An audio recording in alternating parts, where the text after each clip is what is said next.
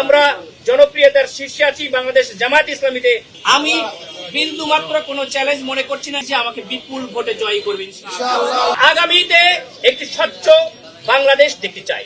নোংরা পলিটিক্স যেমন দেখতে চাই না, নোংরা কোনো সরকারি অফিস দেখতে চাই না, নোংরা কোনো পরিবেশ আমরা দেখতে চাই না। আগামীর জেনারেশনের জন্য আমরা একটি সুন্দর বৈষম্যহীন সুশৃঙ্খল বাংলাদেশ গড়ব, যেখানে সকলে তার মর্যাদার অধিকার নিয়ে বসবাস করবে এবং প্রত্যেকেই একটি মানসম্মত জীবনযাপন করবে ইনশাআল্লাহ। আমরা দেখেছেন যে আমাদের এখানে ক্যান্ডিডেট অলরেডি চেঞ্জ হয়েছে। আমরা জনপ্রিয়তার শীর্ষে আছি বাংলাদেশ জামায়াত ইসলামীতে। আগামীতে জনগণের ম্যান্ডেট নিয়ে ভালো ফলাফল করবে এবং সরকার গঠন করবে আশা ব্যক্ত করছি আমি ইনশাআল্লাহ।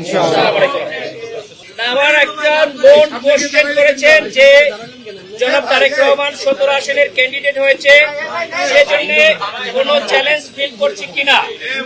আমি personally doctor S M Khaleduzzaman, আমি এদেশের একজন নাগরিক, আমি এদেশের ট্যাক্স দিই। আমার দেখা মতে সেখানে যে ট্যাক্স আমি যেটা দিয়েছি সেটার অন্তত 100 গুণ বেশি দিয়েছি। কিন্তু আনফরচুনেটলি এদেশের সরকার এবং প্রশাসন আমরা খুব অবাক দৃষ্টিতে দেখছি যে একজন নাগরিকের জন্য কি করছে। যে সেনাবাহিনী, যে পুলিশ তাকে দড়ি দিয়ে টাঙ্গিয়ে বিদেশে পাঠিয়ে দিয়েছে, অথচ এমন ভাবে তারা আবার দেশে আসার পরে তৈল দিচ্ছে, যেটা আমাদের জন্য লজ্জাস্কর, লজ্জাস্কর, লজ্জাস্কর। অবশ্যই অবশ্যই তার নিরাপত্তার জন্য ব্যবস্থা নেবে, কিন্তু সেটার একটা লিমিট আছে। বাংলাদেশ সেনাবাহিনীর প্রধানের কাছে আমি আবেদন করব, সেদিন সেনাবাহিনীর যে সদস্যরা যেভাবে তৈলমর্দন করেছে, যেভাবে রাস্তায় 1-2 মাইল হেঁটেছে, এটা জন্য সেনাবাহিনী অন্য দেশের সঙ্গে যুদ্ধ করছে। এটা আমি এই দেশের জন্য লজ্জাস্কর মনে করি। আমি আশা করি অ্যান্টি স্লিপার টেকনোলজি ও সফট টেক্সচার টাইল, নরম ঘাসের স্পর্শ, সাপোর্ট গ্রাস ম্যাট, নান্দনিকতার ছোঁয়া।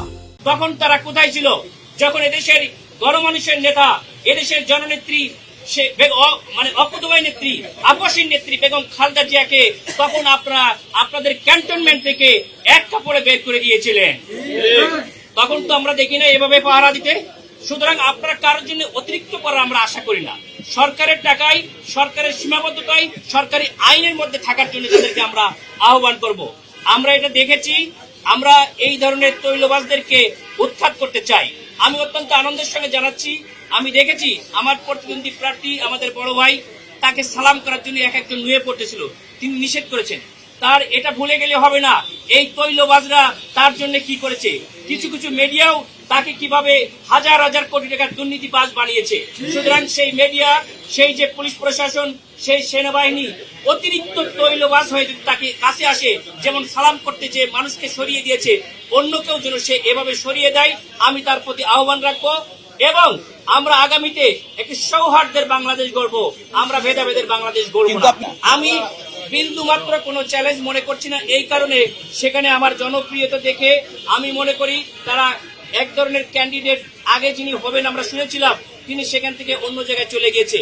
আমার যে ব্যক্তিগত যে রিপোর্ট আছে, আমার যে ব্যক্তিগত প্রোফাইল, আমি পার্সোনালি কোনো ব্যক্তিগত চ্যালেঞ্জ এটাকে মনে করি না।